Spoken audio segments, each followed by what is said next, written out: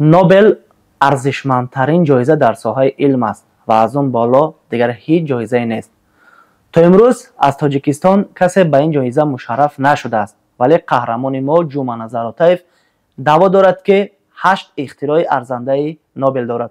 ما امروز او را به صحبت دعوت کردیم و می‌بینیم که اختراع‌های او در مورد چی هستند. درود بیننده‌های ارجمند، برنامه ما رو تا آخر همراهی کنید. درود به شما، خوش آمدید. خب پیش از آنه که در مورد اختراع‌های شما حرف میزنیم، کوتاه درباره خود معلومات بدید. من جوما نظر شهروند جمهوری تاجیکستان 20 سال کار علمی تحقیقات فوندامنتالی اوید به استرونومی بودم.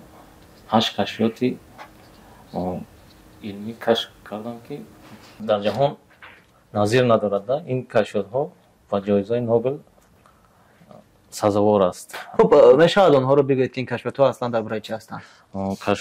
کشفیات درباره پیدایش گالاکتیک‌ها هست. یعنی این در مورد پیدایش گالاکتیک است.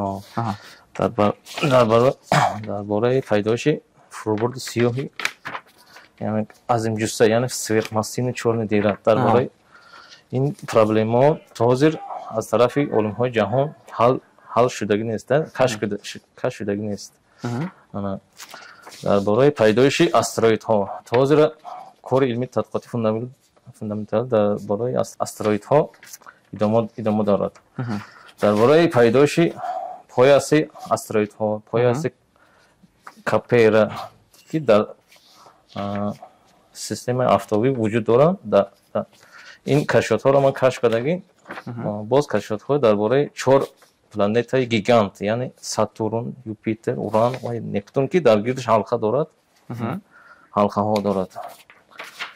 این حلقه‌ها چخیل پیدا شده تا حاضر از طرف علم‌های جهان علم‌ها کشف شدگی نیست. خب بیا در مورد این حلقه‌ها صحبت می‌کنیم که شما چطور به شما مشرف شد که پیدایش این حلقه‌ها رو دقیق کنید؟ درباره این حلقه‌ها ما کار علمی تحقیقاتی برده. یکی از اونها رو میشه شرح داد؟ یکی از دلایل‌ها رو. این حلقه‌ها سنگباره‌ها هستند که از یخ پیدا از یخ تشکیل یافتگی، یعنی آب. این یکمون دکازاتس‌ها که همین پلنت‌ها چه پیدا شدگی ایده. حلقه‌اش این یک دکازاتس‌ها اما آب است، یعنی سنگبارها از یخ عبارت است که یک دکازاتس‌ها ما همین است. دومیش همون حلقه خودش. سومیش این پلنت‌ها از گاز عبارت است، هم کلون است از جهت حجم نظر به زمین و ده‌ها صدها مرتبه کلون است. بر این هم یک دلیل است درباره این پیدایش حلقه. شما در مورد پژوهش‌های علمی جهانی که در همین موارد حالا انجام یافته ایستادن یا جریان دارد چه ها میدونید؟ این کشفیات رو از طرف علم‌های جهان تا حاضر کشف کردگی نیست. این کار علمی تحقیقاتی فوندامنتالی اوید با این کشفیات‌های من ادامه دارد. نه یعنی در سطح جهانی علاقه جریان دارد آموزشی همین موضوع. کار علمی تحقیقاتی فوندامنتالی ادامه دارد. میلیاردها دلار جدا شده است. کار علم‌ها کار کرده است. شما تا کجا مطمئن هستید که در واقع توانستید مثلا همین کشفیات‌ها ارزنده نوبل هستند و اگر پیشنهاد بکنید حتما نوبل را با تاجیکستان میارید؟ من یکمین کشفیات‌های من این بالشوی وزریف هم ترقیش کلام من کشف کردم. من دانستم که این سزاوار مکافات نوبل است. کدام سال بود؟ 2009. لیکن این کشفیات علاقه بوده است. بعد این کشفیات با مکافات با جایزه مکافات روانه کردم. آن این کشفیات رو من 100% چیام اویرن هستم که این کشفیات سزاوار مکافات نوبل است. برای که هر یک کشفیات من 6 تایی 7 تایی دکازات دارد، یعنی دلیل دارد که این کشفیات درست است، یگان کمبودی ندارد. بعد این کشفیات‌های ما درباره این کشفیات‌های ما دیگه علما کار برده است. چه خیلی بگم و یا هم درباره هم кашфиётҳои мо кори илмӣ бурдагӣ кора ба то 70-80% овардагӣ, не ки 100% оварда натонистаста. یعنی شما مطمئنید که لکه 100% کار اجرا کرده؟ باید تا 70-80% овардагӣ дар бораи ҳам кори илмӣ ман ва ям кори илмӣ бурдаста ва ё ҳозир аз ман камтар қафоданда ман уже кора буд кардам 100%, не ки ва ё то 70% овардагӣ 80%, не ки 100%. خب جوان‌نظر برای من یک چیز معما میموند، یک جالب میموند که چگونه عالمان دنیا با اینقدر دستاوردهای علمی سطح، با اینقدر تکنولوژی سطح عالی نتوانستند همین کشفیات ها رو تا آخر بردن رسن. ولی شما در کدام شرایط این کشفیات ها رو برای خود معلوم کردید؟ اصلا معلومات هایی که دقیق با من لازم است من از اینترنت جستجو کرده دسترس میکنم. رابطه با اینستیتوت هم دارم. با کدام اینستیتوت؟ اینستیتوت استروفیزیکا رابطه دارم. تاجیکستان.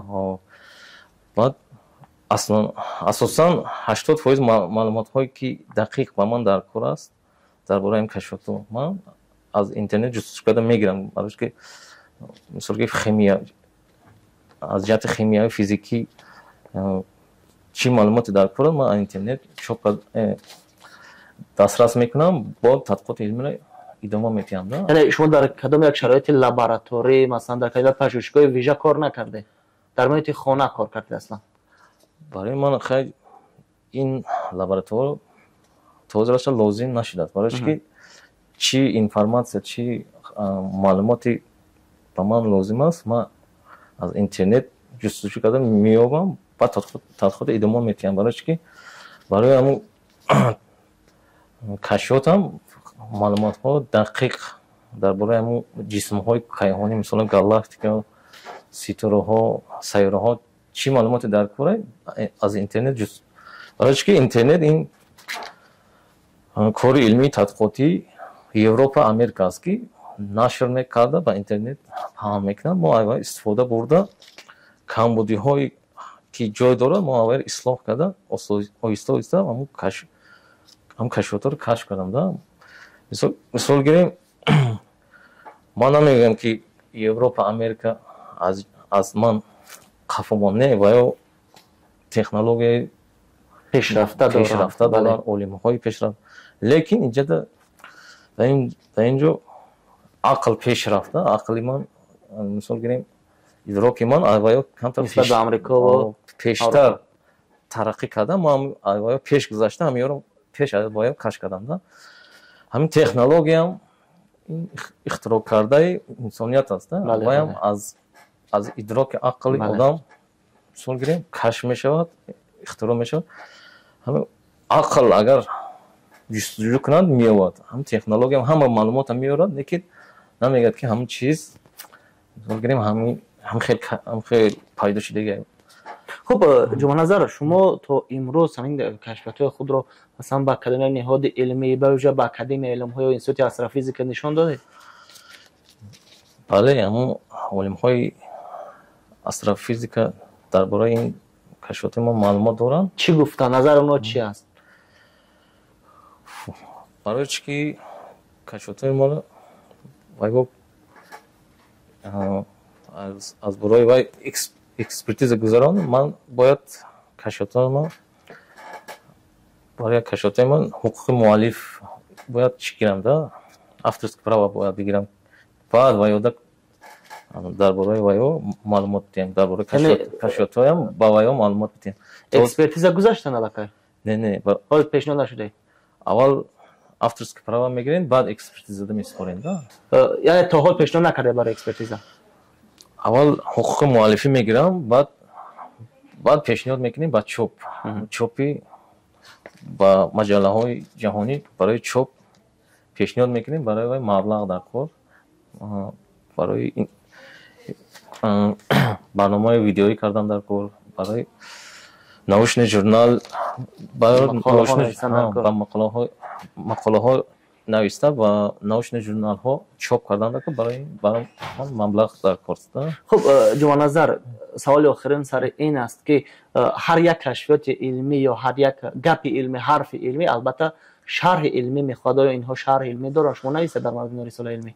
سرای علمی البته هر یک کشفیات مقاله دارد و دلیل ها و فکت ها من دکازات کردن میتونم که این حقیقتا هم درست است و جایزه مکافات نوبل سزاوار است. خب تشکر، سلامت باشید. تشکر برای آن که آمدید همراه با ما این کشفیات رو بررسی کردید و بیننده ارجمند ما امید داریم که جمع نظر میتواند که نوبل را به تاجیکستان بیارد و در مورد این کشفیات ما حتما شرح عالمان انستیتوت اسرافیزیکا و اکادمی ملی علم ها رو میپرسیم.